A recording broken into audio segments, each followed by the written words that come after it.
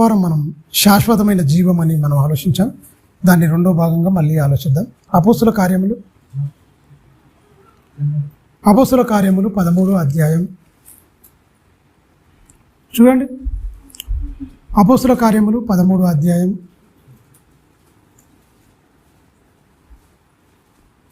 46 నుంచి మనం జాగ్రత్తగా చదువుదాం.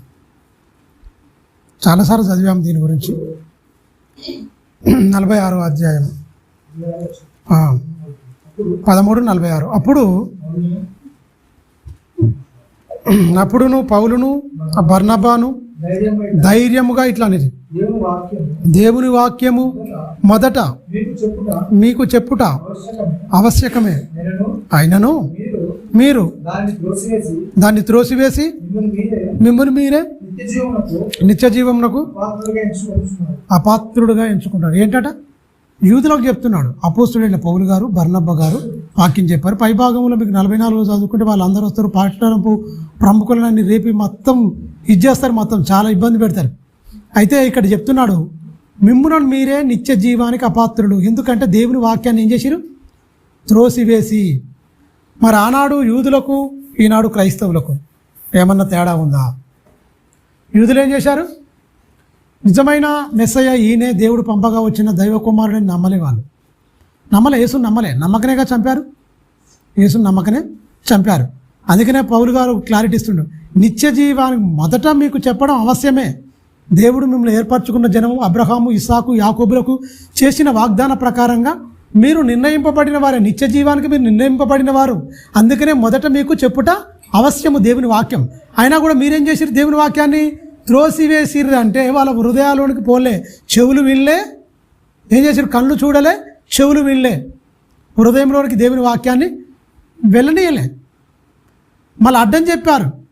పట్టణపు ప్రముఖులను మొత్తం రేపారు, భక్తిగల స్త్రీలందరూ రేపారు, మొత్తం ఆగమాగం చేశారు. మొత్తం మత్సరంతో, యూదులు మత్సరంతో నిండుకొని అని ఉంటుంది పైన వచనంలో. అంటే ఎందుకు నిండుకురు అంటే నిత్య జీవానికి వాళ్ళకి తెలియకుండానే, అంటే వాక్యం లేఖనాలలో రాయబడ్డ సంగతులన్నింటినీ గ్రహించకుండా, వాళ్ళ హృదయంలో దేవుని వాక్యానికి చోటు ఇవ్వకుండా వాళ్ళు ఏం చేశారు? మొత్తం దేవుని వాక్యాన్ని త్రోసివేశారు. అందుకే మిమ్మల్ని మీరే ఏం చేశారు? నిత్య జీవానికి అపాత్రులు మీరు. మిమ్మల్ని మీరే చేసుకున్నారు. దేవుడు కాదు, దేవుడు పాత్రులుగా ఎంచుకున్నారు. కావాలని మీరేం చేశారు? అపాత్రులుగా చేసుకున్నారు. ఇప్పుడు కూడా మనం నిత్య జీవము, శాశ్వతమైన జీవం పొందుకోవడానికే చర్చికి వస్తున్నాం. దానికోసమే మన తపన, దానికోసమే ఈ కూడికలు, ఈ 2 గంటల సేపు ఇదంతా మనం చేసుకున్నది. ఎందుకంటే మరొక లోకం ఉంది, మరొక జీవితంలోనికి మనం ప్రవేశించాలనే ఆశ, ఆకాంక్ష అన్నీ ఉన్నాయి. బాగానే ఉంది. ఆశపడితే సరిపోద్దా? దాన్ని సాధించడానికి మనం ఏమైనా ప్రయత్నం చేయాలి. అన్నం తినాలి అంటే అయిపోద్దా? అవి బియ్యం కడగొద్దు, పొయ్యి మీద పెట్టొద్దు, ఉడకొద్దు, కూరలు అవన్నీ చేసుకోవద్దా? కూరగాయల కటింగ్ మాటలా? బియ్యం కడగాలి ఖచ్చితంగా, అది పొయ్యి మీద పెట్టాలి, అది వంట కావాలి ఖచ్చితంగా, మళ్ళీ కూరగాయల కటింగ్ కావాలి, మళ్ళీ దానికి అన్నీ చేసుకోవాలి. తర్వాత అప్పుడు పళ్ళెంలో పెట్టుకుంటే అప్పుడు నోట్లోకి వెళ్ళిపోద్ది. ఇంత ప్రాసెస్ ఉంటుంది. ఒక తిండి, బాహ్య సంబంధమైన ఒక ఆహారం భుజించడానికి ఇంత ప్రాసెస్ మనం చూస్తున్నాం కదా. దేవుని వాక్యాన్ని గుట్టినే అయిపోద్దా? దేవుని వాక్యము లేకపోతే శాశ్వతమైన జీవంలోనికి మనం వెళ్ళాలంటే పరలోకం తేరగా ఇచ్చేస్తాడు. ఏమంటే జీవం అంటే అదే, పరలోకానికి వెళ్ళడమే. నిత్య జీవము, శాశ్వతమైన బ్రతుకులోనికి వెళ్ళడం అంటేనే ఏంటి? దేవునితో ఉండే భాగ్యము, దేవునితో నివసించే భాగ్యము. అట్టి ధన్యత భూమి మీద మట్టివారం అండి, మనము మట్టివారం. అట్టి అర్హత, ఏ అర్హత లేని మనలను క్రీస్తు రక్తము ద్వారా అర్హులుగా ఎంచబడినం. మనం చేసుకున్నాడు ఆయన. అమూల్యమైన రక్తము ద్వారా విలువ పెట్టి కొన్నాడు. రక్తానికి విలువిస్తున్నామా? ఆయన శరీరానికి విలువిస్తురా? సమాజం మొత్తం, క్రైస్తవ ప్రపంచం మొత్తం ఆయన రక్తానికి కానీ, ఆయన శరీరానికి కానీ, ఆయన త్యాగానికి కానీ ప్రపంచం విలువిస్తుందా? దాని ప్రకారంగా బ్రతుకుతురా? విలువ పెట్టి కొనబడిన వారము, కొనబడ్డారు మీరు. చీకటిలో నుండి తన ఆశ్చర్యకరమైన వెలుగులోనికి మిమ్మల్ని పిలుచుకున్నాడు. మీరు ఈ లోక సంబంధులు కాదు, పర సంబంధులని చేసుకున్నా కూడా ఈ లోక సంబంధుల్లాగానే మనం జీవించి, ఈ లోక సంబంధులాగానే బ్రతికితే ఆ యూదులు ఎలాగైతే తునీకరించారో సేమ్ టు సేమ్ అలాగనే. ఎందుకంటే వాళ్ళకు సర్వసత్యం, సంపూర్ణత రాలే, వాళ్ళు మారలే, పూని వాళ్ళు వదిలేసేయండి. ఈ 66 పుస్తకాలు అంటే నూతన నిబంధన, ఈ 27 పుస్తకాలే 39, 66 పుస్తకాలతో మనకు చేతిలోకి వచ్చింది మొత్తం. దీని ప్రకారంగా ఇందులో సర్వసత్యం మనకు వచ్చిన తర్వాత సర్వసత్యం లేదు వాళ్ళకు. అసంపూర్ణులు యూదులు. మనం సర్వసత్యంలోకి వచ్చినాం కదా. ఈ సర్వసత్యం వచ్చిన తర్వాత కూడా మనం సంపూర్ణతలో నడవకుండా అసంపూర్ణంగా మనం మిగిలిపోతే నిత్య జీవంలోకి ప్రవేశిస్తామా, నిత్య నరకంలోకి ప్రవేశిస్తామా, మీరే ఆలోచించాలి. నిత్య జీవనంలో ప్రవేశించాలంటే ఏం చేయాలి? వాళ్ళకి లేని ధన్యత, వాళ్ళకి లేని భాగ్యము మనకు వచ్చింది, మనం పొందుకున్నాం. కింది వచనం చూడు ఏమంటుండు, గనుక ఇదిగో మేము మొదట మీకు చెప్పడం దేవుని చిత్తమే, దేవుని ఉద్దేశమే, అయినా కూడా మీరు వింటలేరు, అడ్డమడ్డం మాట్లాడుతున్నారు, మమ్మల్ని భయగా హింస పెడుతున్నారు, హింసిస్తున్నారు, చాలా ఇబ్బంది అయిపోతుంది, వినకపోతే పోండి, మాకెందుకు, వినకపోతే పోండి, మీ చావు మీరు దావండి అన్నట్టుగా మీ బ్రతుకు మీరు బతకండి. మీరు శరీరానుసారులుగా మారిపోతుంటే మేమేం చేస్తాం?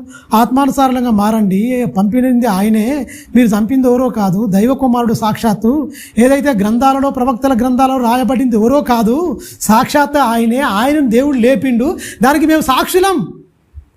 నెత్తిన వారు మొత్తుకొని వాళ్ళు మస్తు చెప్పిరు వాళ్ళు దేవుని వాక్యం చాలా, వాళ్ళ గొంతు మొత్తం ప్రకృతి మొత్తం ప్రికెటేళ్ళలా చెప్పినా ఈ ప్రకృతి అన్న ఇన్నదో కానీ ఈ దుష్ట దుర్మార్గులు వాళ్ళ హృదయంలో దేవుని వాక్యాన్ని వెళ్ళనివ్వలే, పోనివ్వలే.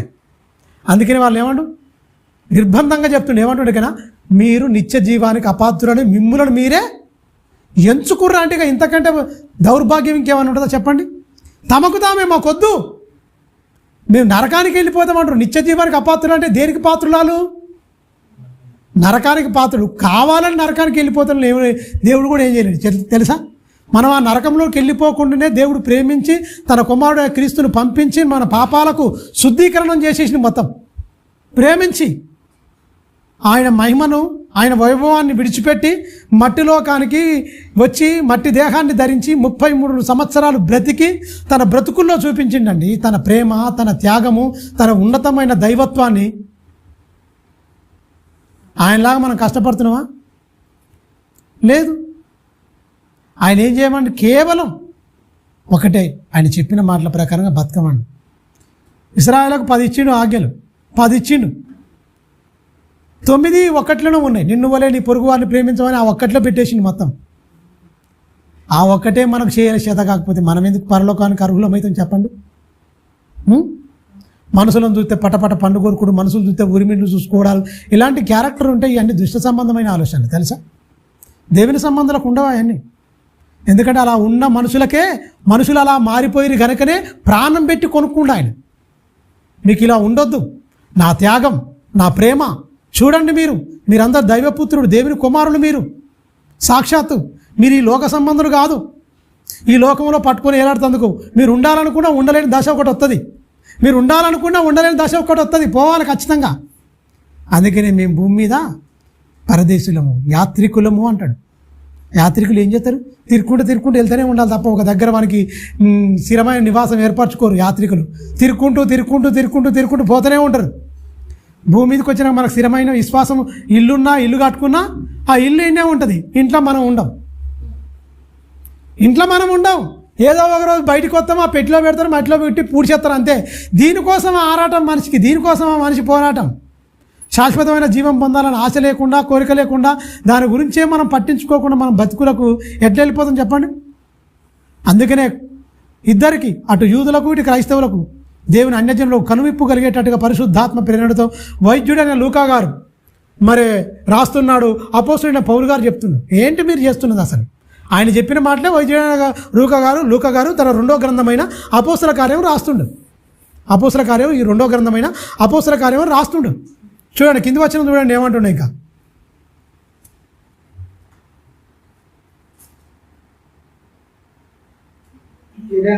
ఎలయనగా నీవు ఇలా అని చెప్తున్నాడు. వీళ్ళకి గురించి చెప్పిన భూదిగంతముల వరకు, ఏలయనగా మీరు భూదిగంతముల వరకు రక్షణార్థముగా ఉండునట్లు నిన్ను, చూడండి ఏమంటుడు పౌలా, నిన్ను అన్యజనులకు రక్షణార్థముగా ఉండునట్లు, నిన్ను అన్యజనులకు. అబ్బా ఏమంటుండండి, మనమే చీకటి అయిపోతే ఎట్లా? రక్షణార్థమై అన్యజనులకు ఉండునట్లు నిన్ను వెలుగుగా నియమిస్తున్నా. పౌలు వెలుగు. మరి క్రైస్తవులందరూ వెలుగా చీకట? చీకటి వచ్చినప్పుడు వెలుగు ఉండదు, వెలుగు వచ్చినప్పుడు చీకటి ఉండదు. మనమేమై మనం చీకటి సంబంధమా వెలుగు సంబంధమా? వెలుగు సంబంధులు పర్ఫెక్ట్గా ఉంటారు అన్ని విషయాల్లో, మొత్తం భక్తి విషయంలో కానీ అన్ని మాటల్లో కానీ ప్రవర్తనలో కానీ పర్ఫెక్ట్గా. చీకటి సంబంధులే మారలేక దుష్టుని సంబంధులు ఏం చేస్తారు? అన్ని దుష్క్రియలే. మా చిన్నక్క కొడుకు నాని చిన్నప్పుడే మా బావగారు చనిపోయిండు. 3 పిల్లలను పెట్టుకొని చాలా కష్టాలు కన్నీళ్ళు పడి ఎన్నో ఆమంతరం బతికింది, మంచిగా సాదుకుంది, పెద్ద చేసుకుంది మంచిగా. దుష్టుని సంబంధాలు చీకటి సంబంధాలు ఎలా ఉంటారంటే చాలా ప్రేమించాడు, చాలా ప్రేమగా ఉండేది. వాని ఇంట్లో సంబంధం అయింది ఏదో ఉన్నదాని ఇంట్లో వాంది వానికి చక్కగా చెప్పుకోలేక చేసుకోలేక రకరకాలుగా ఇతని మీద అనుమానించి మర్డర్ అటెంప్ట్ చేసిండు. వాడు ముక్కలుగా నరికేస్తా అంటున్నాడు. అంటే ఎక్కడ నాగార్జున సాగర్ తీసుకుపోయిండండి చిన్నపిల్లగాడు. వాడు బాగానే ఉండు, దున్నే అక్కడ తీసుకుపోయి 12:30 గంటల దాకా మాట్లాడుకుంటూ తాక్కుంటూ ఇదిగా ఉండి ఇక ఇప్పుడు చెప్పిగా అన్నట్టుగా మొత్తము నిన్ను నరికేస్తాం మొత్తం ముక్కలుగా, ఎవడు చెదితే నీకు ఎవడు దిక్కుండని రకరకాల. అంటే చీకటి సంబంధులు ప్రేమ, ఆప్యాయతలు, అనురాగాలు, అటాచ్మెంటు, బాండింగ్ అనేది ఉండదు ఈ దౌర్భాగ్యులకు. తెలుసా? చీకటి సంబంధాలకు ఉండదండి భయంకరంగా. ఎందుకంటే చీకటి అనేది ఏంటి? అపవాదికి లయగా, అపవాది క్రియలకు సూచన ఉంది మొత్తం చీకటి. చీకటి అంటేనే భయంకరమైనది. మీరు గమనించండి. ఏదో దేవుడు జ్ఞానం ఇచ్చిన దాన్ని పట్టిగా తప్పించుకొని చక్కగా వచ్చి సజీవుల లెక్కల్లో దాచిపెట్టి దేవుడు క్షేమంగా. ఎందుకంటే అక్కడ బోన్లుగానే పెడతారు, చెట్ల పొంటి చేవల పొంటి పరిగెత్తాలంటే మాటలు కాదు అసలు. ఆ నైట్ మొత్తం తిరిగితే అక్కడ ఉండి దాచుకొని అక్కడికి వచ్చి ఫోన్ పట్టుకొని మాట్లాడి ఒక కారు మాట్లాడి మళ్ళీ ఇంటికి దాకా తీసుకురావడం అంటే అరిచేతుల్లో ప్రాణం పెట్టుకొని నమ్మినోడే అన్ని బూతు మాటలు తిట్టుకుంటూ అట్లా అంటుండంటే ఎంత ఎప్పుడు మంచిగా మాట్లాడి తమ్ముడు అని మాట్లాడిన సడన్గా భయంకరమైన బూతులు తిడితే ఎలా ఉంటుందండి? చీకటి సంబంధులు నిరువు కప్పిన నిప్పులాగా ఉంటారు. నిప్పులాగా వాళ్ళు ఎప్పుడు బ్లాస్ట్ అవుతారో బరస్ట్ అవుతారో తెలియదు, నమ్మదు. అందుకనే బైబిల్ అంటది దుష్ట సాంగత్యము మంచి నడవరకు. నువ్వు మంచోని అని నమ్ముతాం మనం, కానీ వాడు మంచోడు కాదు. వాడు పాము లాంటి వాడు. పాముకు పాలు ఇస్తే అది ఏమంటుంది? మంచిగా వచ్చి ఉంటుందా? కాటే విషమే. చీకటి సంబంధులు అందరికీ విషమే ఉంటుందండి, ఒళ్ళంతా విషమే. పాము కాట కూరల్లో ఉంటుందట. పాముకి ఏమంటారు? పాముకి ఏముంటుందండి? కూరల్లో ఉంటుంది. కూరల్లో విషం ఉంటుంది అంటది. మనిషికి ఏమంటారు? అమ్మ వీనికి ఒళ్ళంతా విషమే అంటారు. ఎందుకన్నారు? ఆ మాట పెట్టిన పుట్లే. వాడు నిజమే. మన ఆలోచనలు, మన దుష్ట హృదయాలు, దుష్ట తలంపులు ఈ దౌర్భాగ్యమైన ఉంటాయి తెలుసా? అలాంటి నుంచి వెళ్ళి అంత పాపిస్తులమైన మనుషులు, నమ్మనివాడు ఎవడైనా అలాగనే ఉంటాడు. అలాంటి వారిని దేవుడు తన కుమారుడైన క్రీస్తు రక్తంలో కడుక్కొని పరిశుద్ధులుగా మార్చుకొని, మీరు వెలుగు సంబంధులు, చీకటి సంబంధులు కాదు. వెలుగు చీకటికి పొత్తెక్కడిది? పొత్తుండదు. అది వచ్చినప్పుడు ఇది ఉండదు, ఇది వచ్చినప్పుడు అది ఉండదు. మీలో ఎంత మాత్రము చీకటి ఉండడానికి వీల్లేదు. ఆ చీకటి అయిన మిమ్మల్ని వెలుగు సంబంధంగా మిమ్మల్ని చేయడానికి ఏం చేసిండు యేసుక్రీస్తు? తన చివరి రక్త బొట్టు వరకు చిందించాడు. ఏదో సూచక్రియలు చేసి మహత్కార్యాలు చేసి నీ పాపం తీయలే. నీ పాపం ఎంత భయంకరమైంది ఎరికేనా? ఒక పరిశుద్ధుని బలికొన్నది. పరిశుద్ధుడైన క్రీస్తును బలికొన్నది పాపానికి. అంత ఇది తెలుసా? మరణం యొక్క బలము గలవాడు సాతానుడు.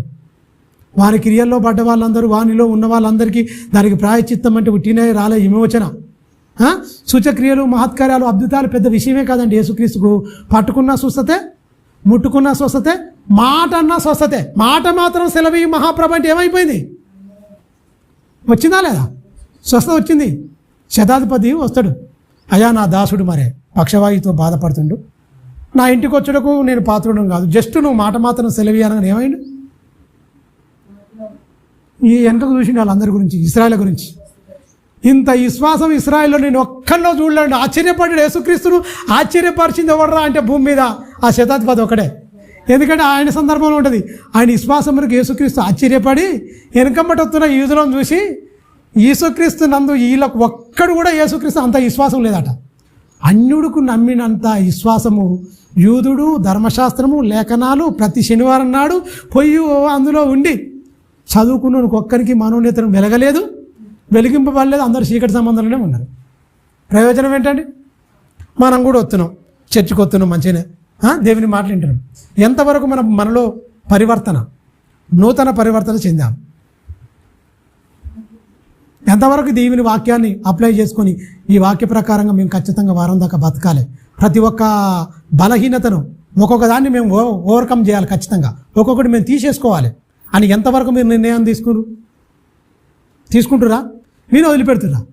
మీరు వదిలిపెట్టినా అనుకోండి, యూదులకు మనకు తేడా ఏం లేదు, సేమ్ టు సేమ్ అంతే. విని వదిలిపెడితే యూదులు ఏం చేసిరు? త్రోసివేసిరట. మనమేం చేస్తున్నాం? మొదటి శతాబ్దంలో ఉన్న వాళ్ళు సంతోషంగా చేర్చుకొని దేవుని వాక్యాన్ని మహిమపరిచి చక్కగా మొత్తం వ్యాప్తి చెందింది మొత్తం ప్రారంభంలో. ఇప్పుడేమైందండి? వ్యాప్తి చెందుతుందా? మనలో ఉన్నది మనమే తలంతు లెక్క దాచుకొని ఉంటున్నామా? ఆ తలంతులు ఆ 25వ అధ్యాయం అదే చెప్తాడు, తలంతుల గురించి చెప్తాడు. దాచుకున్న లెక్క ఉండొద్దు. 2 ఇచ్చినోడు 4 చేసిండు, 5 ఇచ్చినోడు 10 చేసిండు, 1 ఇచ్చినోడు దాచేసిండు. ఎందుకని చెప్పిండు? నీకు ఇచ్చిన ఏ తలంతైనా పాట పాడతావా, ప్రార్థన చేస్తావా, నువ్వేం చేసినా సంఘ పరిచర్యలో ఖచ్చితంగా ఉండాలి నీకు ఇచ్చిన తలాంతు. ఏ తలాంతు లేకుండా పాతేసుకుంటే ఏం లాభం? పాతేసినోడికి ఏమన్నాడు? చెడ్డదాసుడా, నా సొమ్ము సవకారు దగ్గర పెడితే నేను వచ్చి ఖచ్చితంగా వడ్డీతో దాన్ని వసూలు చేసుకుంది కదా. కొయ్యని కాడ నేను పంట కోస్తాను, విత్తన కాడ నేను పంట కోస్తాను, నేను కఠినున్నాను. నేను ఆడేమంటాడు ఎరికైనా ఆ చెడ్డదాసుడు? అయ్యా నువ్వు కఠినుడవు, విత్తన కాడ నువ్వు పంట కోస్తావు, విత్తనప్పుడు పంట ఎట్ట కోస్తాడండి? వీడే ఊహించుకున్నాడనమాట, ఊహించుకొని దాచుకుంటాడు.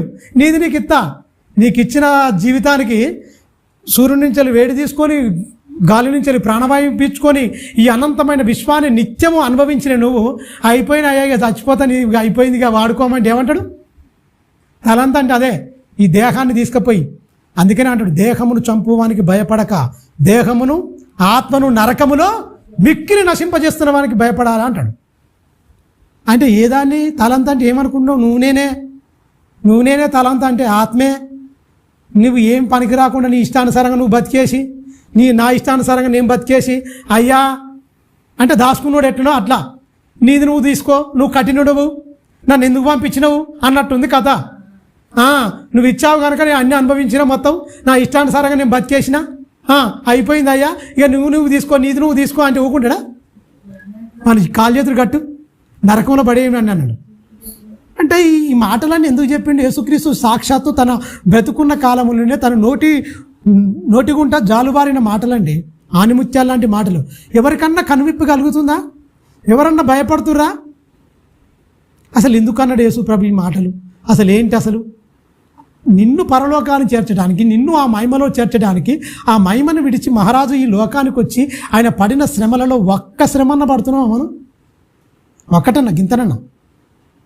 ఆయన శరీరధారి అయి ఉన్న దినములలో మహారోదన అంటాడు, కన్నీళ్ళు అంటాడు, కన్నీళ్ళు రోదనలు ఆయన సలిపిండి. మొత్తం పుట్టినప్పుడే ఆయనకు ఏం లేదు, స్థలం లేదండి. మనకు హాస్పిటల్లో పుట్టామనుకోండి, అన్ని ఫెసిలిటీ ఉంటాయి మనకు, ఖచ్చితంగా అన్నీ ఉన్నాయి మన పుట్టుకలకు ఖచ్చితంగా. కానీ యేసుక్రీస్తు పుట్టుక పసిబిడ్డను పొత్తిగుడ్డలో చుట్టినా కూడా కఠినాత్మలు ఆ సత్రాలలో స్థలము లేకొని పంపేసి, వద్దయ్యా మా దగ్గర లేదు, అయ్యో పచ్చి బాలంతా పొత్తిగుడ్డతో చిన్న బిడ్డను చుట్టిరు పాపం, అయ్యో సరేలే ఏదో మూలకు చోటిద్దామన్న మనసు లేని దుర్మార్గులు, దుష్టులు అని చెప్పొచ్చు. మరి ఈరోజు వాళ్ళు అక్కడ ఇయ్యలేదు, చోటు ఇయ్యలేదు.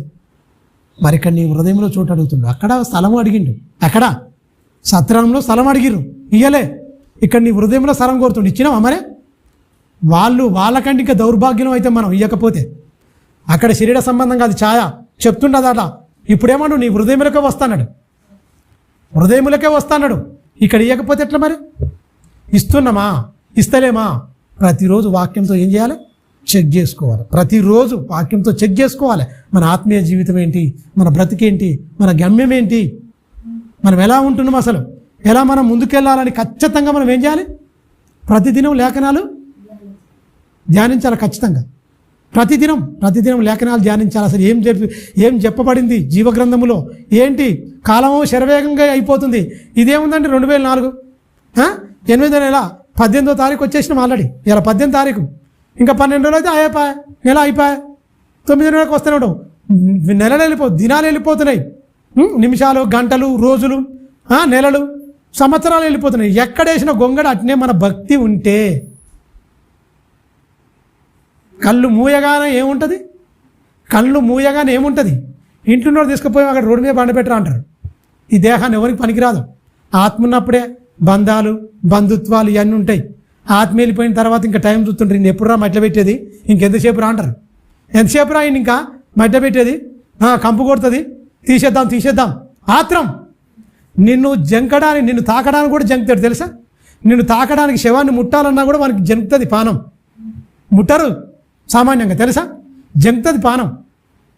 దీనికోసమా? ఇంత సత్యం తెలిసి ఇంత తెలుసుకున్న తర్వాత ఆ లోకానికి వెళ్ళాలన్న నిరీక్షణతోని భక్తితో మనం ముందుకెళ్ళవలసిన మన బతుకులకు ఇంకా ఏదో కోరికలు, ఇంకా ఏదో ఆశలు. ఆ సత్యమైన మాటలు చెప్తున్న చూడు కింది వచ్చిన మన ఖచ్చితంగా ఇవ్వాలి మన హృదయంలో ఆయనకు స్థానం. 46 కింది వచ్చిన పౌలు శీలలు బర్నబాయు ధైర్యముగా వారితో ఇట్లనెను దేవుని వాక్యము. 48 వచ్చిన అన్యజనుడు చూడండి ఏమంటాడు? అన్యజనుడు ఈ వాక్యం మాట విన్నరట. మనలాగానే దేవుని ఎరగని అన్యజనులు అంటే అర్థం ఏంటి? దేవుడు లేని అన్యజనుడు. దేవుడు అంటేనే తెలియంది. అందువల్ల ఈ మాటలు విన్నరు. అయ్యా మేము కూడా దేవునికి అర్హులమేనా? మీకు ఇన్ని రోజులు మీరే దేవుని పిల్లలు, దేవుని స్వాస్థ్యమని అనగా విన్నాం మేము. ఖచ్చితంగా దేవుని వాక్యం మీ దగ్గరికి వచ్చింది, ప్రవక్తలు మీ వాళ్ళే, వీళ్ళందరూ మీ వాళ్ళే కదా, మేము అనాథలమా? మాకు రక్షణ లేదా? అసలు మేము పరలోకానికి ఆ నిత్య జీవానికి అనర్హులమా అని మేము ఇన్ని రోజులు అనుకున్నామయ్యా. ఆ దేవుని వాక్యం మీరు కూడా దేవుని బిడ్డలు అని చెప్పిన వెంటనే ఆనంద భరితులు అయిపోయారు. వాళ్ళ ఆనందానికి అవధులు లేవండి. ఆనందానికి అవధులు లేవు. మొత్తం లేడిపిల్ల గంతులేసినట్టుగా ఆనందానికి అవధులు లేవు. ఎమ్మటే వాళ్ళు సంతోషించిరట. చూడండి, సంతోషించిరట. చాలా రోజులు వాళ్ళకు ఎమ్మటే సడన్ వచ్చిందండి వాక్యం. వచ్చిన వెంటనే వాళ్ళు సంతోషించారు. మనం కూడా చాలా రోజులు సీనియర్ క్రైస్తవులం అయినామనుకో మనకు వాక్యం ఎక్కదు, ముద్దుబారిపోద్ది. ఇప్పుడు యూదులు ఎట్టనో సేమ్ సీనియర్లో యూదులు ఎట్టనో ధర్మశాస్త్ర గ్రంథాలు ఉండి ఎలాగైతే ఇదో మనం ఎప్పటి నుంచో ఎన్నుకుంటూ వచ్చినాం కాబట్టి అంత తెలుసన్న భ్రమలో ఉంటాం తప్ప వాక్యాన్ని చోటివ్వం. తెలుసా?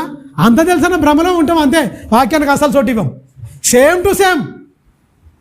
కొత్తలో బాగుంటుంది, అబ్బా బతికి దేవుని గురించి బతకాలి, సత్య దేవుని గురించి చావాలి, ఇది నా జీవితం, ఇది నా గమ్యం అని చాలా అనుకుంటాం. కానీ వీళ్ళు అలా లేరట.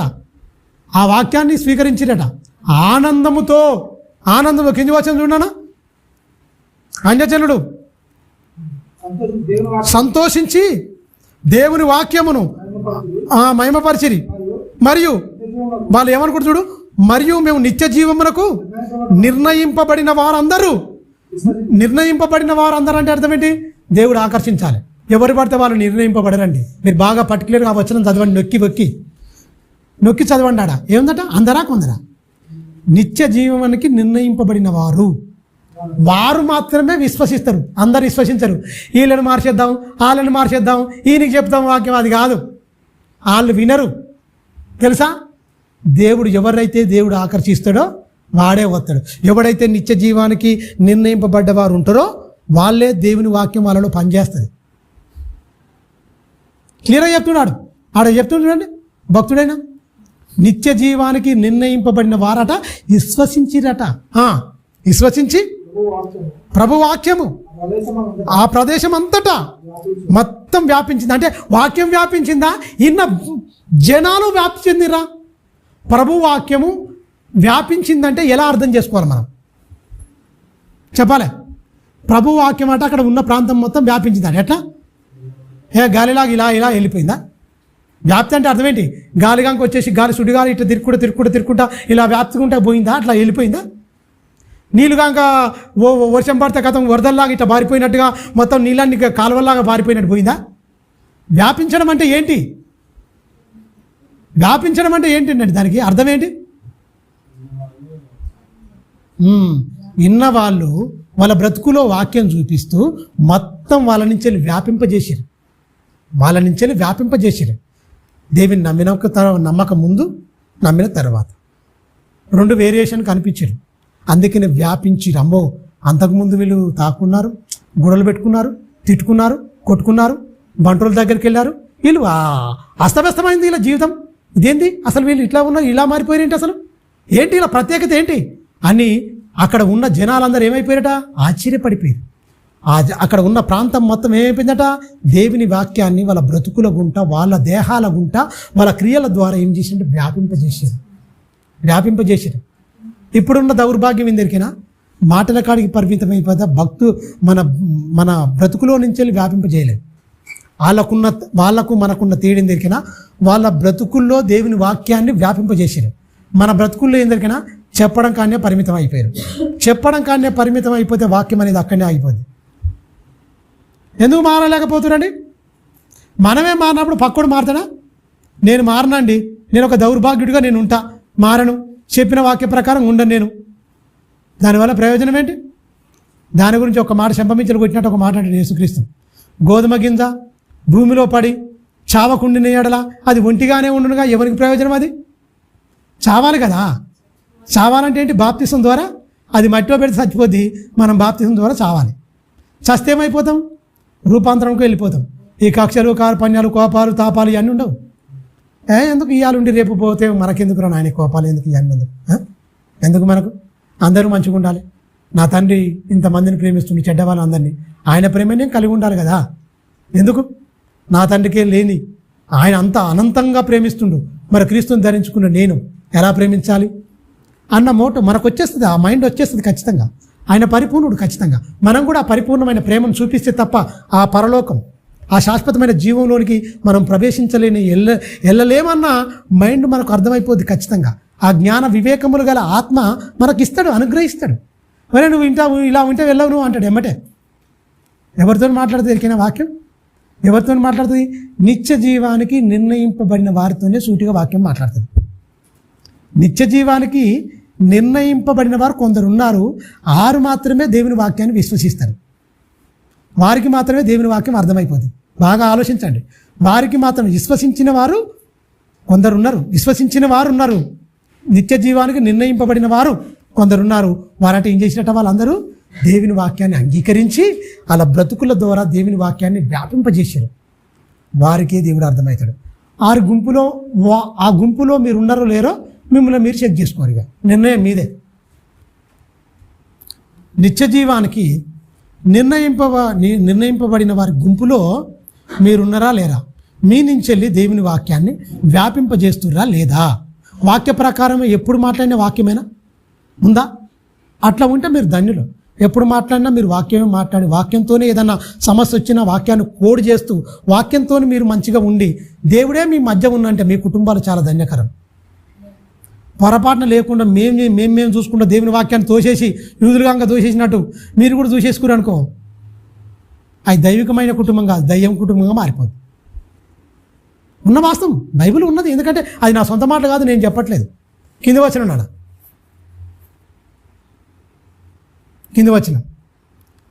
49 వ్యాపింపజేసినని చెప్తున్నా. కానీ యూదులు 50 వచ్చిన చదివినా 50 వచ్చిన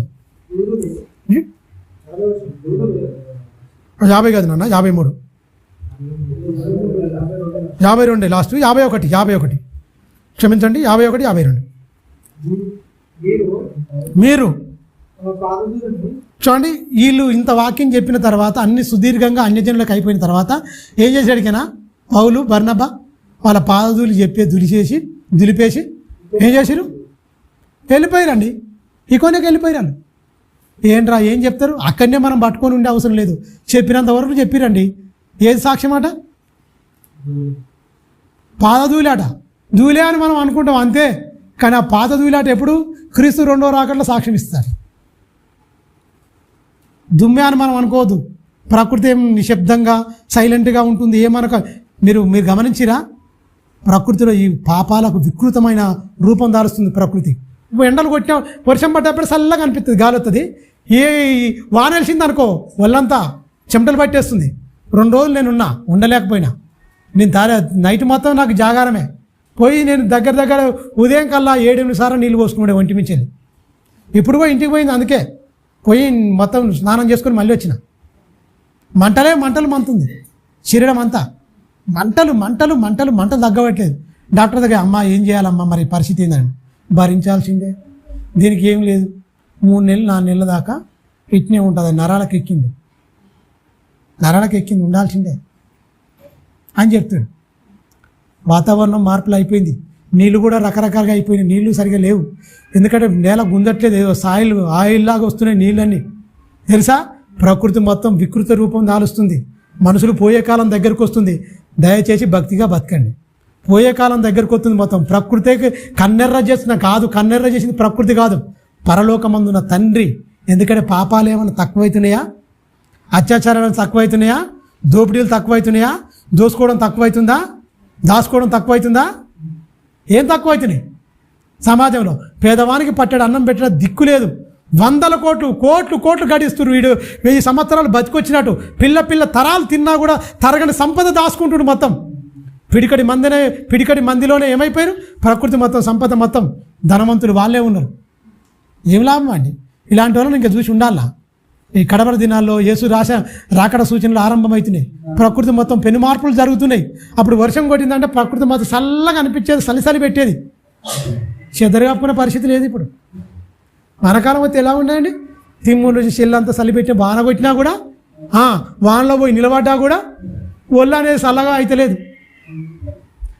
నాకేమైంది దొరికినా ఫ్రిడ్జ్లో మొత్తం బరుపుగడ్డలు లెక్క అయిపోయి ఈపులో పెట్టుకుంటే ఆ బరుపుగడ్డ నీళ్ళు అయిపోయింది తప్ప నా ఈపులో చల్లగాలే. మా అక్కోలేంటి కాడ ఐసు ట్యూబ్లన్నీ ఉన్నాయి, మొత్తం అవి తీసుకొచ్చి అలా పెట్టాం. పెద్దవి ఉన్నాయి, చిన్నవి. అది గడ్డ కట్టింది, తీసుకొచ్చి నా ఈపు మీద పెట్టి 10 వరకల్లా అది నీళ్ళు అయిపోయింది. అంటే అంత టెంపరేచర్ ఉంది నా ఒంట్లో, అంత గడ్డ ఉన్నది. ఇంకా చేయి తలిగితే వంకర్లు పోవాలి, చల్లగా అయిపోయి మొద్దు వారిపోవాలి. అవి మొత్తం పెడితే అవి నీళ్ళు అయిపోతుంది తప్ప నాకు. మీరు గమనించండి, ఏముందండి? ఏముంది ఈ లోకంలో? అసలు శరీరంలో సుఖం ఉందా అండి? మీరు ఏం సుఖపడుతున్నారో నాకైతే తెలుసు, కానీ నాకైతే ఏం సుఖం లేదు. వెళ్ళిపోవాలని ఆశ ఉంది తప్ప ఏముంది? దరిద్రం ఏముందండి? ఏం కోరికలు? ఏంది? ఏం లేదండి. అందుకే సుఖమే లేదు ఈ జగతిలో అన్న ఒక పాట ఉంటుంది. ఏమి లేదండి ఇందులో, ఏమి లేదు. ఏదో ఉందని మనం భ్రమపడుతున్నాం తప్ప ఏమి లేదు. ముసలిలో చూస్తుంటే తెలుస్తుంది అసలు ఏందిరా ఆయన మొత్తుకుంటుంటే ఏంది పరిస్థితి అనేది. అందువల్ల ఒక సత్యాన్ని యవ్వన ప్రాయంలో ఉండి వైరాగ్యంతో బ్రతికి చూపించింది. మొత్తం పౌలు గారు కూడా మొత్తం అయితే నాకు లాభకరంగా ఉన్నాయో అవి మొత్తం పెంటతో సమాధానించుకున్న పోరి అన్నాడు. ఒకటే మాట, ఏవేవి నాకు లాభకరములై ఉన్నవో వాటిని మొత్తం పెంటతో సమానంగా ఎంచుకో. ఎందుకు? జీవిత సత్యం తెలుసుకున్న మహనీయుడు చెప్పిండు ఒక మాట. యేసు చెప్పిన మాటలే స్ఫూర్తి తీసుకుండు ఆయన. ప్రియమైన దేవుని పిల్లరా, మీరు ఒకసారి ఆలోచించండి. వాళ్ళు ఏదో భ్రమపడ్డారు. ఆ భ్రమలు తొలగించడానికి పౌలు గారు, బర్నబా గారు చాలా ప్రయత్నం చేశారు. కానీ వీళ్ళు ఏం చేశారు? మాకు వద్దనుకోరు, పోరి అనుకోరు. కానీ వీళ్ళు ఏం చేశారు? పాద దులిపు దుమ్మేసిరు, వాళ్ళ ఎదుట దులిపేసిచ్చారు. మీ ప్రాణాలకు మీరే ఉత్తరవాదులు కాదని వెళ్ళిపోయిన వాళ్ళు. అంటే నిత్య జీవానికి నిర్ణయింపబడిన వారు ఎవరు? శాశ్వతమైన జీవం పొందాలి అంటే ఏంటి? అక్కడ కొందరే అని ఉంది. నిత్య జీవానికి నిర్ణయింపబడిన వారే దేవుని వాక్యాన్ని విశ్వసించి వాళ్ళే భయభక్తులు కలిగి ఉంటారు. వారికే పరలోకపు ఎలిజిబిలిటీ ఉంటుంది ఆ జీవంలో ప్రవేశించడానికి. చూడండి ఒకసారి,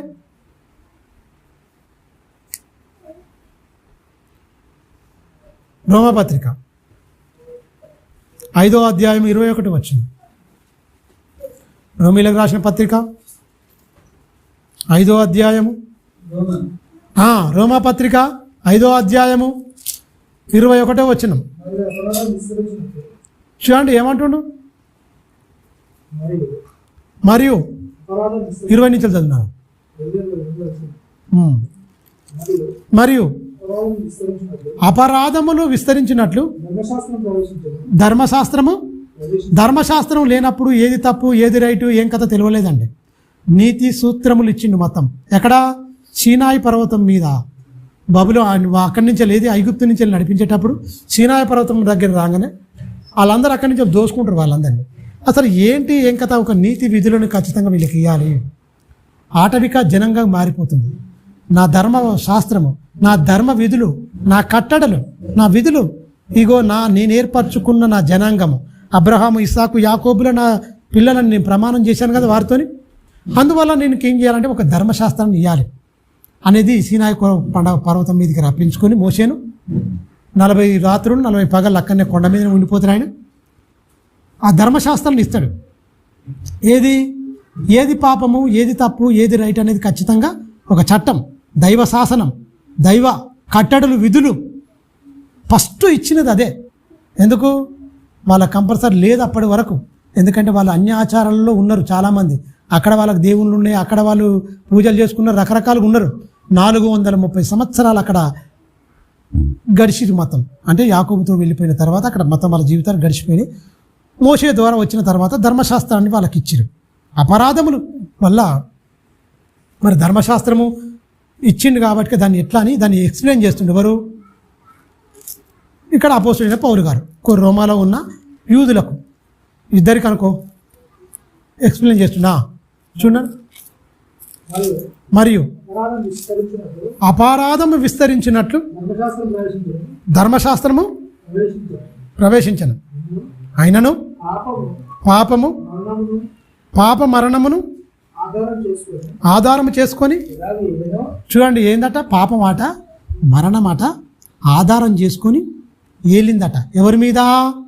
ఆదాము మొదలుకొని యేసుక్రీస్తు వరకు ఏల్తూనే ఉంది.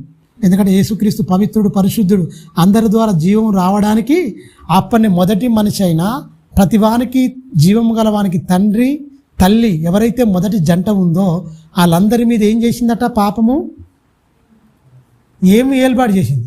మరణం ఏర్పాటు చేసింది. మరణం అనేది ఏర్పాటు చేసిందని ఫస్ట్ ప్రారంభం నుంచి వెళ్ళి చెప్పుకుంటూ వస్తుండ్రు. ఇక్కడ ధర్మశాస్త్రాన్ని ఎందుకు ఇవ్వవలసి వచ్చింది ఏంటి అనేది అపోస్తుడైన పౌలు గారు పూసగుచ్చినట్టు, అరటిపండు తొక్క ఒలిసి గుజ్జు నోట్లో పెట్టినట్టు ఆనాడు యూదులకు కానీ అన్యులకు కానీ ఖచ్చితంగా ఇద్దరు చదువుకునేటట్టుగా రోమాలో నివసిస్తున్న యూదులు, అలాగే కొత్తగా చేరిన దేవుని నమ్ముకున్న వారికి ఇది ఎంత ప్రాముఖ్యమైందో, ఎందుకు దాన్ని ఇవ్వవలసి వచ్చిందో, ఎందుకు వీళ్ళు దాన్ని ఆయువుగా చేసుకుని ఎలా దీన్ని ప్రవర్తించారు అన్న దాని మీద కరెక్ట్గా చెప్పుకుంటూ వస్తుండా. మరణం అనేది అందరి మీద ఏలింది. అలాగా అంటే ఇక్కడ యేసుక్రీస్తు గురించి చెప్తుంది. ఇక నిత్య జీవం కలుగుటకై నీతి ద్వారా, అంటే అప్పటిదాకా నీతి లేదా? ధర్మశాస్త్రం కూడా నీతే, కానీ అదేంటి? మంచిగా ప్రయోగిస్తే, నీతిగా ప్రయోగిస్తే మంచిగా ధర్మశాస్త్రం మేలైంది అంటాడు. మరి మనం వాటి ప్రకారంగా చేయకుండా బలుడు అర్పించుకుంటూ పాపం చేసుకుంటూ పోతే అది మేలైంది కాదు, దాని మీదకే వస్తుంది కథ అంతా, శాపంగా వచ్చేస్తుంది మొత్తం. ఎందుకంటే నువ్వు కూర్చున్నప్పుడు లేచినప్పుడు ధర్మశాస్త్రం చెప్పాలి, విశ్రాంతి దినాన్ని పరిశుద్ధంగా ఆచరించాలి, పండుగలు ఆచరించాలి, లేకపోతే శాపం వచ్చేస్తుంది. నువ్వు ధర్మశాస్త్రాన్ని కరెక్ట్గా పాటిస్తేనే, నువ్వు 99 ఉన్నాయనుకోండి, సపోజ్ 99 ఉన్నాయనుకోండి, 99 పాటించి ఆ ఒక్కటి పాటించకపోతే ధర్మశాస్త్రం మొత్తం పాటించినట్టే తెలుసా? 99 నువ్వు పాటించి ఆ ఒక్క విషయంలో ఆ ఒక్కటి పాటించకపోతే ధర్మశాస్త్రాన్ని మొత్తం పాటించినట్టే. అంత కఠినమైంది తెలుసా? ఇప్పట్లో కూడా అంతే, అప్పట్లోనే కాదు. నువ్వనే నీ పొరుగు వారిని ప్రేమించకపోతే మొత్తమే పోయినట్టుగా. వాళ్ళకు బాహ్య సంబంధంగా శిక్షించిండు, మనకు ఆత్మ సంబంధంగా శిక్షిస్తాడు. దేవుడు పక్షపాతి కాడమ్మా, నిన్న నేడు నిరంతరము ఏకరీతిగా ఉన్నవాడు, పక్షపాతము లేకుండా తీర్పు తీర్చగల నీతి గల న్యాయాధిపతి. మరి ముఖ్యంగా ఆయన వాకిట్లే ఉంటాడు. ఏ వాకిటి? నీ హృదయమైన వాకిట్టే నిలిచి ఉంటాడు ఆయన. ఏం చేస్తున్నారు వీళ్ళు? తలుపు దాడుతూనే ఉంటాడు, కొడుతూనే ఉంటాడు. నీతిగల న్యాయాధిపతి వాకిట్టు నిలిచి ఏం చేస్తాడు? తలుపు కొడుతూనే ఉంటాడు. తీసుకున్నోడు ధన్యుడు, తలుపు మూసుకున్నోడు శాపగ్రస్తుడు అయిపోతాడు. మీరు గమనించండి. అందుకని నీతి, ఆ నీతి అనేది యేసుక్రీస్తు ద్వారా వ్యాపింపజేసిందట. చూడండి, నీతి ద్వారా కృపయు, నీతి ద్వారా కృపయు మన ప్రభు అయిన యేసుక్రీస్తు ద్వారా, క్రీస్తు యేసు మూలముగా ఏం చేస్తున్నాడా? వేలు నిమిత్తం ఏం వేలాలి? పాపం ఎక్కడ విస్తరించినో అక్కడ కృప అత్యధికముగా, అపరిమితముగా, అన్లిమిటెడ్ అన్నమాటగా ఆ కృప ఉంది కాబట్టి వీళ్ళకు ఏం అర్థమైతలేదు సమాజానికి. చేతురు ఒత్తురు ఆ కృప ఉంది కదా పర్వాలేదు అనుకుంటారు, కానీ కాదు. ఎందుకంటే ఆ కృపలో నువ్వు నిలిచి ఉండాలి. అందుకనే ఈ కృప కామాతురత్వమునకు వినియోగించొద్దు అంటాడు యూదాపత్రికలో. దేవుని కృపను కామాతురత్వమునకు వినియోగపరచుకొనవద్దు అంటాడు. అంటే ఏదో కృప ఉంది కదా అని ఇష్టం వచ్చినట్టు పాపం చేస్తా, ఏదో కృప ఉంది కనుక నేను మారను, ఏదో కృప ఉంది కనుక నా ఇష్టానుసారంగా ప్రవర్తిస్తా, నాకు చాలా టైం ఉందిలే అనుకుంటే అస్సలు ఒప్పుకోడు ఆయన. ఎక్కడ పాపం అనేది విపరీతంగా ఉందో అక్కడ కృప కూడా అపరిమితముగా విస్తరింపజేశాడు. ఎందుకు? మనుషులందరూ అంతటా అందరూ మారు మనసు పొందాలని దేవుడు ఏం చేశాడు? దీర్ఘశాంతం గలవాడయ్యాడు. ఏ ఒక్కరు నరకం పోవుట తండ్రికి ఇష్టం లేదు. ఎందుకంటే క్రీస్తు బలియాగం కూడా జరిగింది. అందుకే నా కుమారుని పంపించి బలియాగం చేసి కొనుక్కున్న బిడ్డలు ఇంకా నేను సమయం ఇస్తా. ఎందుకంటే తండ్రి పక్షాన కుడిపార్శ్వము నుండి విజ్ఞాపన చేస్తుంది తండ్రికి. అదే అంజూరపు చెట్టు ఉపమానం. ఇదిగో 3 ఏళ్ల నుంచి వెతుకుతున్నాను. వెతుకుతుంటే ఏమైంది? ఒకసారి చూడండి ఆ మాట. లూకాసు వార్త 13:6 చూడండి. అది చదువుకోవడం అంతే తప్ప ఆయన 3 ఏళ్ళు సహించలేదు. 60 ఏళ్ళు 70 ఏళ్ళు నేను ఎందుకు సహించాలి? నన్ను ఎందుకు సహించాలి? మరియు ఒక ఉపమానం చెప్తుండే. ఎవరు ఆయన అంటే? ఎవరు? యేసుక్రీస్తు. ఎవరికి చెప్తుండు? శిష్యులకు చెప్తుండు. మరియు ఆయనే ఒక ఉపమానం చెప్పాను. ఒక మనుషునికి ద్రాక్ష తోటలో అంజూరపు చెట్టు ఒకటి ఉంది. ద్రాక్ష తోట ఉందండి, మొత్తము తీగలు కట్టిరు, పందిరు లేచిడు, విపరీతమైన గుత్తులు కాస్తున్నాయి. మొత్తం అంజూరపు అంటే ద్రాక్ష గొలలు గుత్తులుగా కాస్తున్నాయి. మొత్తం పందిర్లు వేస్తారు. ద్రాక్ష చెట్లకి ఏంటంటే పందిర్లు వేస్తారు. పందిర్లు వేసి మొత్తం వ్యాపింపజేస్తారు. ఆ పందిరి వేసి పెడితే ఆ పందిరి మీదకి తీగ బాకి మొత్తం కిందికి చూస్తే మొత్తం గుత్తులుగా మొత్తం ఏలడబడుతుంటాయి. వీళ్ళు వెళ్ళిపోయి చక్కగా అంటే మనిషి ఎత్తేస్తారండి. పందిరి అంటే కిందికి ఏరు, మనిషి నిలబడిపోయేటట్టుగా ఉండేటట్టుగా పోయి కట్ చేసుకునేటట్టుగా ఎత్తుగా వేస్తారు. ఒక 6-7 ఫీట్లు. యూదులు ఇంకెక్కువనే ఎత్తారు. ఎందుకంటే వాళ్ళు ఉండేదే సహజంగా చాలా ఎత్తుంటారు, చిన్నగా ఎవరు ఉండరు. అందువల్ల ఎత్తుగా మంచిగా వేస్తారు. ఒక మనిషికి ఒక ద్రాక్ష తోట ఉంది. ఆ ద్రాక్ష తోట అంతట్లో వేసిండు. అంజూరపు పండ్లు కూడా చాలా ఇష్టంగా అంజూరపు చెట్టు ఒకటి కూడా ఉంది. ఆ ద్రాక్ష తోటలో అంజూరపు చెట్టు ఉందట. అంజూరపు చెట్టు ఉంది, నాటబడి ఉన్నది. అతడు ఎవరు? యేసుక్రీస్తు వచ్చిండండి. మీరు గమనించండి, అంజూరపు చెట్టు ఎలా ఉంటుందండి? మొద్దింతలా ఉంటుంది. దాని కింద ఏ చెట్టున మొలుతుందా? మొలవది. భూమిని చాలా వరకు ఆక్రమించుకొని ఏ ఫలములు లేకుండా ఉంటే ఏమంటాడు యజమాని? ఏమంటాడు? దాన్నే వివరిస్తుంది మంచిగా యేసుక్రీస్తు. పండ్లు వెతుకొచ్చిండు అతడు. దాని పండ్లు వెతక వచ్చినప్పుడు ఏమీ దొరకలేదు గనుక అతడు ఇదిగో 3 ఏళ్ల నుండి ఈ అంజూరపు చెట్టు పండ్లను వెతుకుచున్నాను కానీ ఏమీ దొరకలేదు. ఒక పండు, ప్రేమ, జాలి, దయ అనే ఒక ఫ్రూట్ ఉందా? ప్రేమ అనేది ఒకటి ఉందా? ఈ ఏదన్నా ఒక పండు రావాలని చూసిండు. ప్రేమ లేదు, జాలి లేదు, కరుణ లేదు, దయ లేదు, మంచితనం అసలే లేదు. మంచితనం మచ్చకే కనపడతలేదు. చూసిండు బాగా. అది చెట్టు అనుకోకూరు మీరు. చెట్టు అనుకోకుండా అసలే నేను నువ్వే అనుకోవాలి, నువ్వు నేనే అనుకోవాలి. మనకిచ్చిన జీవితకాలం మన వారి ఆ చెట్టుగాంక ఉంటే ఏ చెట్టును మొలవకుండా ఆ చెట్టు పచ్చని ఆకలితో నిండిపోయి భూసారం మొత్తం మింగుతూ సూర్యుడి నుంచి సూర్యరశ్మి మింగుతూ ఏ ఫలములు లేకుండా ఒక చెట్టు ఎలాగా ఉంటుందో మన నుంచి వెళ్ళి మంచిని నీతిని వ్యాపింపజేయకపోతే ఆ చెట్టుకు మనకు పెద్ద తేడా ఉండదు. తెలుసా? మనం కూడా ఒక మంచిని పంచకుండా, ఒక మంచిని పెంచకుండా, మన నుంచి వెళ్ళి నీతిని వ్యాపింపజేయకుండా ఉంటే ఈ నేలసారం ఎలా వ్యర్థమైపోవాలి? అందుకే కింది మాటలు అంటారు చూడండి. కింది వచనం ఏమంటుండు? చూసిండు నేను చాలా వెతికిన నాయన, అందుకని ఏమంటాడు? దీన్ని నరికేయి అంటే వీడు ఇంకెందుకు బతకాలి? వీని వల్ల ప్రయోజనం ఏంటి? ఎందుకు బతకాలి వీడు? దీనివల్ల ప్రయోజనం ఏంటి? 10 మందిని చెరిపేవాడు తప్ప 10 మందికి ఊతాన్ని ఇవ్వడు, 10 మందిని బలపరచడు. దీనివల్ల ఎలాంటి ప్రయోజనం లేదు. భూమికి భారం. కొంతమందిని ఏమంటారండి? వీడికి భూమికి భారం, ఎందుకు బతున్నాను అంటరానరా? అదే ఆ చెట్టు స్థానంలో నువ్వు నేనే ఉండి ఎందుకు బతున్నాం? భూమికి భారం. దేవుని గురించి బతకకుండా, దేవుని గురించి ఫలించకుండా ఎందుకు మనం అనుకోవాలి? చదువుకోవాలాడ. ఏమంటాడు తోటమాలు? ఏమంటాడు చూడండి. యజమానుడు అంటుండు. యజమానుడు తోటమాలతో అంటాడు, దీని వలన భూమి ఎలా వ్యర్థమైపోవాలని యజమానుడు తోటమాలతో చెప్తుండు. ద్రాక్ష తోటమాలు ఎవరండి? తోటమాలు ఎవరండి? యేసుక్రీస్తు. యజమానుడు ఎవరండి? నిన్ను నన్ను ఈ లోకానికి పంపించి ఎన్నో ఆశలు పెట్టుకున్న ఆ ప్రేమగల తండ్రినండి. ఎవరైనా చెట్టు నాటేది ఎందుకు నాటుతాం? ఒక చెట్టు గింజ వేసుకునేది ఎందుకు వేసుకుంటాం? ఒక బీరకాయ పాత వేసుకున్నాం అనుకోండి, ఆకులతో పచ్చగా నిగనిగలాడుతూ మొత్తం పందిరి మొత్తం అల్లుకొని ఒక్క పూత ఒక కాయ లేకపోతే ఏమంటాం? తీసి పీకేస్తాం మొత్తం. జామ చెట్టు పెట్టుకున్నావు, పచ్చగా ఆకులతో ఫుల్ నిండిపోద్ది, ఒక్క కాయ ఏది, దానివల్ల ప్రయోజనం ఏంటి? ఒక ధాన్యం వేసుకున్నావు, అదో మొత్తం చెట్టు ఎదిగిపోయింది తప్ప పూత లేదు, కాదలేదు. ప్రయోజనం ఏంటి? అంటే మనం ఎంత తెలివికలను వెకినా, మనం ఎంత తెలివికలను వెకినా, ఏదన్నా పూత పూయకపోయినా, ఏదైనా పశువులు కానీ మేకలు కానీ కట్టి ఈనకపోయినా, ఆ పునరుత్పత్తి లేకపోయినా, సంతానాన్ని పునరుత్పత్తి లేకపోతే గుడ్డుగా మిగిలిపోతే ఎమ్మటే అమ్మేస్తాం. మనం వద్దు అనుకుంటాం. మన బ్రతుకులను చూసి దేవుడు కూడా గుడ్డుపోతాడు వద్దనుకుంటే? మీరే ఆలోచించండి ఒకసారి. ఈ గొడ్డుపోతే మనకు వద్దంటాం. ఒక కోడి ఉందనుకోండి, చదువుకున్నాం, గుడ్డు పెట్టకపోయింది అనుకోండి, ఏమంటాం మనం? కోసే. ఎందుకు ఇది?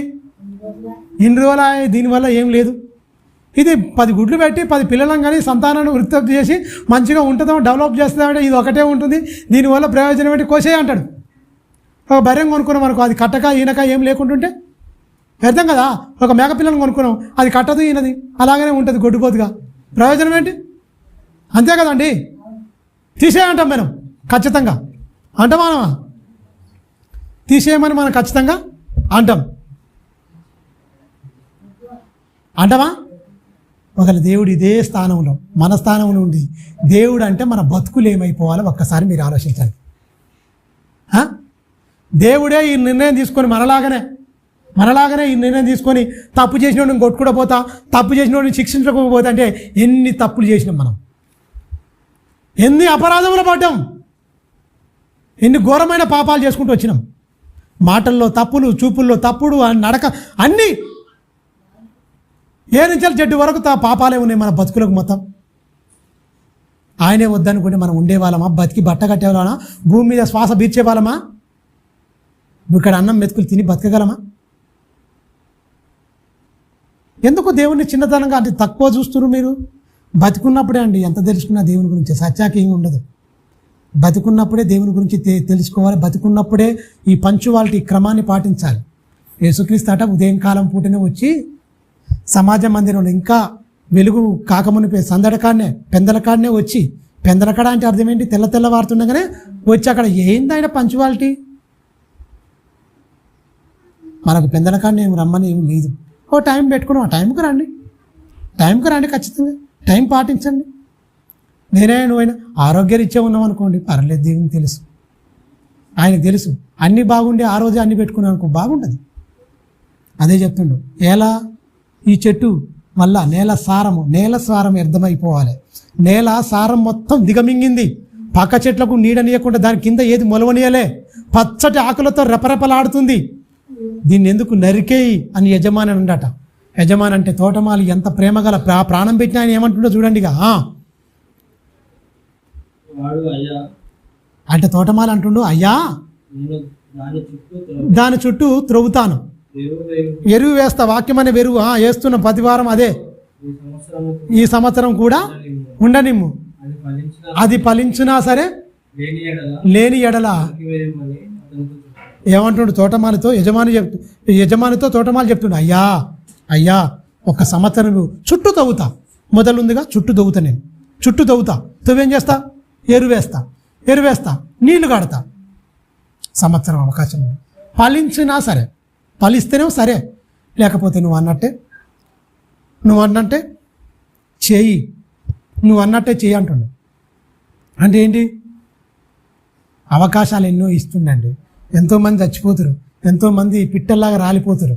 మనం బతుకున్నామంటే మన గొప్పతనం కాదు. నిత్య జీవానికి నిర్ణయింపబడిన వారు వాక్యం విని విశ్వసిస్తారు, ఆనందంతో తన హృదయాలకు చేర్చుకొని వాళ్ళు ఏం చేస్తారు? మొత్తం దేవుని వాక్యాన్ని మహిమపరిచి వాళ్ళలో నుంచి వెళ్ళి మొత్తం శరవేగంగా మొత్తం, అందుకనే ఖండాలు దాటుకుంటూ వచ్చింది, మొత్తం ఖండంతరాలు దాటుకుంటూ మొత్తం నలు దిశలకు దేవుని వాక్యాన్ని చేరవేసిరంటే సరైన తిండుందా, సరైన బట్టుందా? వాళ్ళు యాత్రికులుగా పరిగెత్తిరు. మనలాగా మొత్తం ఈయనే ఉండాలి ఇవన్నీ అనుకోలే వాళ్ళు. భార్య పిల్లలు కాదనుకోరండి, భార్య పిల్లలే అనుకోలే, భార్య అనుకోలే. దీని మీదనే ప్రాణం పెట్టుకొని మొత్తం ఖండాంతరాలు దాటి తిరుక్కుంటూ ఉన్నారు వాళ్ళు. మొత్తం ఎంతో గోసపడ్డారు, ఎంతో బాధపడ్డారు. మొత్తం హతసాక్షులు అయిపోయారు. ప్రాణాలు వడ్డీ వాళ్ళ రక్త తర్పణతో క్రీస్తు రాజ్యాన్ని స్థాపించాడు. క్రీస్తు రక్త తర్పణతో ఆయన పునాదుల మీద సంఘాన్ని స్థాపించాడు. అదే పునాదుల మీద అపోస్తులు ప్రాణాలు హతసాక్షులు అయిపోయారు. మరి మనం సుఖాలు కోరుకుంటున్నాం. మనం ఏంటి? ఇలాంటి ఫెసిలిటీ మనకు లేదు, వాళ్ళకు లేవు. ఫ్యాన్ వేసుకొని మంచిగా కెమెరాలు నేను మాట్లాడు ఇక్కడ ఉండి మనం మంచిగా అన్నీ ఉన్నాయి ఫెసిలిటీ. వాళ్ళకి ఏం లేవండి. ఇవన్నీ ఉన్నా కూడా మనం ఇవన్నిటి నిరర్ధకం చేసి మనం ఇష్టానుసారంగా బతి న్యాయమా? మీరే చెప్పాలి. న్యాయమా? వాళ్ళకి ఏమైనా ఫెసిలిటీ ఉన్నాయా అప్పటి కాలంలో? వినడానికి అవకాశం ఉందా? లేదు కదా, అవకాశం లేదు. కానీ లేని కాడ కూడా అవకాశం లేని కాడ అవకాశాలు సృష్టించుకొని, అవకాశాలు కల్పించుకొని దేవుని వాక్యాన్ని వ్యాపింపజేసుకుంటూ వచ్చారు. వాళ్ళ మాట ద్వారా, వాళ్ళ క్రియ ద్వారా ఒక ప్రత్యేకమైన జనముగా వాళ్ళ మాట, వాళ్ళ క్రియ, ప్రేమ. ఇలాంటి వ్యక్తులు ఏంటి అసలు? ఆశ్చర్యపోయారండి. ఇలాంటివి ఏంటి? ఏమైంది అసలు? వీళ్ళు ఇలా బతుకురేంటి? వాళ్ళ బతుకు మన బ్రతుకు అసలు ఎంత అసలు చాలా ఇదిగా ఉంది వేరియేషన్ అని సమాజం గుర్తించింది. అందుకనే వాళ్ళ బ్రతుకును బట్టి అనేకులు ఆకర్షింపబడి వచ్చిరు. ఈరోజు రావట్లేదు అంటే మనం ఆ నీతిని వ్యాపింపజేయట్లేదని అర్థం. అంతే కదా. అందుకే నరికి అంటే ఆయన అంటుండు, 1 సంవత్సరం అవకాశం ఇవ్వు. తండ్రిని వేడుకుంటున్నాను తోటమాలి. అది ఎవరి గురించి? చెట్టు గురించి కాదు, నా గురించి, నీ గురించి. అయ్యా ఒక్కసారి అవకాశం ఇవ్వు. ఎందుకంటే 9 మాసాలు అరచేతులు చెక్కాం కదా, మీ కళ్ళతో చూసుకున్నాం కదా, ఎన్నో అవకాశాలు పోయినాయి. కానీ ఈసారన్నా ఈ సంవత్సరం అవకాశం లేవు. సజీవ లెక్కలో ఉంచు. మారుతాడేమో. ఏ ఒక్కరు నశించిపోవడం నీకు ఇష్టం లేదుగా తండ్రి. గుర్తు చేస్తుండు. నోహు కాలంలో 100 సంవత్సరాలు 120 సంవత్సరాలు అవకాశం ఇచ్చావుగా తండ్రి. ఆత్మస్వరూపిగానే నేను వెళ్ళి ప్రకటించానుగా తండ్రి. 120 సంవత్సరాలు ఇచ్చావు కదా అయ్యా, సమయం ఇవ్వు నాయన. నా ప్రాణం పెట్టాను, నేను కొన్నాను. నా బలియాగాన్ని ఒకసారి జ్ఞాపకం చేసుకో. తండ్రి దగ్గర ఉండి ప్రార్థన చేస్తుండే. ఎవరి కోసం? మన కోసం. మరి మారకపోతే ఎట్లా? చూడండి 6వ అధ్యాయం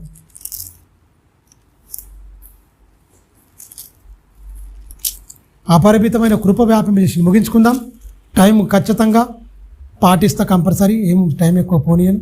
6వ అధ్యాయం రోమాపత్రిక 6వ అధ్యాయం 22-23 వచనాలు చూడండి. దీన్ని మళ్ళీ మాట్లాడుకుందాం, వచ్చే వారమైనా మాట్లాడుకుందాం, అయిపోలే. అయినను ఇప్పుడు పాపము నుండి విమోచింపబడి 6వ అధ్యాయము 22-23 రోమాపత్రిక 6వ అధ్యాయము 22-23 వచనాలు. అయినను ఇప్పుడు ఇప్పుడు అయ్యా ఇప్పుడు మనం అందరం ఏం చేసినాం? పాపము నుంచి వెళ్ళి విమోచింపబడి దేవునికి దాసులైనందున పరిశుద్ధత కలుగుటయే మనకందరికి ఫలం. అంటే ఏం చేయాలి? ఒప్పుకొని అక్కడనే ఆగిపోదు. పరిశుద్ధులుగా మన జీవితంలో ఏం చేయాలి? పరిశుద్ధులుగా మార్చబడాలి. పరిశుద్ధులుగా మార్చబడాలండి. పరిశుద్ధులుగా మార్చబడాలంటే ఏంటి? కొత్తగా జన్మింపబడాలి. మీ అందరి కోళ్ళ పెంచిన అనుభవం ఉన్నది ఖచ్చితంగా. గుడ్లు కోడికి పొదిగేస్తారు. కేవలం పోయి గుడ్ల మీదనే పొదుగుతుంది. అది వేడినిస్తుంది. తర్వాత అందులో పిల్ల తయారైన తర్వాత అదే పొడుచుకొని బయటకు వస్తుంది. రక్షణ ఇచ్చిండు. ఆ పాపంలో నిలబడద్దు. మళ్ళీ నీకు నువ్వే పరిశుద్ధుడిగా నువ్వు మారడానికి ఆ గుడ్డు నేర్పుతుంది. గుడ్డులో నుంచి పిల్ల తయారైపోయిన తర్వాత ఏంటి? ముక్కుతో దాని ఆ చిన్న ప్రాణంతోనే, చిన్న ప్రాణమే కానీ ముక్కుతో కొట్టి కొట్టి కొట్టి కొట్టి ఖచ్చితంగా ఆ పెక్కును లేపుకొని ఖచ్చితంగా ఏమైపోద్ది? బయటకు వచ్చేస్తుంది. ఓ కోడిపిల్ల, ఓ కోడిగుడ్డు, అది పొడవది, ఇలా పొడవది. పీడితే కొడితే దీని మూతితో పడితే ఆ పిల్లలు చచ్చిపోతాయి, చచ్చూరుకుంటే. తెలుసా? దీనికి స్టాండర్డ్ ఉంటుంది ముక్కు కోడిది. తెలుసా? పొర్రపాటున గుడ్ల మీద కొట్టింది అనుకో, దానికి తల మీద అయితే కుచ్చుకపోద్ది. అందువల్ల ఏమైపోయింది? ఇది పొడవది. ఇది బయటికి తీసుకొచ్చుకోదు. పిల్లలుగా తయారైపోయిన తర్వాత అదే ఆ గుడ్డు లోపల పిల్ల తయారైన తర్వాత ఆ పెంకును, ఆ పై పెంకు ఉంటుందిగా, దాన్ని పగ్గులో కొట్టుకొని దానంతరం అదే బయటకు వచ్చేస్తుంది. అంటే మీరు గమనించండి, మరి మనం పరిశుద్ధులుగా మారడానికి ఏం ఇబ్బంది అవుతుంది? అదే పాపంలో నిలుతామా? ఏదో కృప ఉంది కదా అని ఎన్ని రోజులు నిలుస్తాం, ఎన్ని రోజులు జీవిస్తాం? చెప్పండి, మీరే చెప్పండి. ఇది న్యాయమా? క్రైస్తవులకు తగునా? నేను పరిశుద్ధులుగా ఉండను, ఆయన పరిశుద్ధుడు. మరి మనం పరిశుద్ధులుగా మారడానికి కదా ప్రాణం పెట్టింది, కొన్నది నిన్ను నన్ను. అని సూచక్రియ చేయలే, మహత్కార్యం చేయలే, అద్భుతం చేయలే, తన ప్రాణాన్ని మొత్తం ధారపోసింది మొత్తం. ఇకనైనా మనకు కనువిప్పు కలగకపోతే బతుకున్నప్పుడే వింటాం, చచ్చిపోయిన శవాలకు ఏం వాక్యం చెప్పుడు ఉండదు, అన్నీ ఉండదు. బ్రతుకున్నప్పుడే రియలైజ్ అయ్యి మారుమనసు పొంది పాపక్షమాపణ పొందుకొని, అయ్యా ఇంతగా మా గురించి కష్టపడి మమ్మల్ని విమోచించి పరలోకానికి వారసులు చేసినందుకు అయ్యా అని కనువిప్పు కలిగి ఖచ్చితంగా నిత్య జీవానికి మేము నిర్ణయింపబడిన వారమని ఆ వాక్యాన్ని తీసుకొని మన హృదయంలో పెట్టుకొని ఆయన చెప్పిన రూపాంతంలోనికి మనం ప్రయాణించాలి, పరిశుద్ధతలోనికి. కింది వచ్చిన చదువునానా ముగించుకుందాం.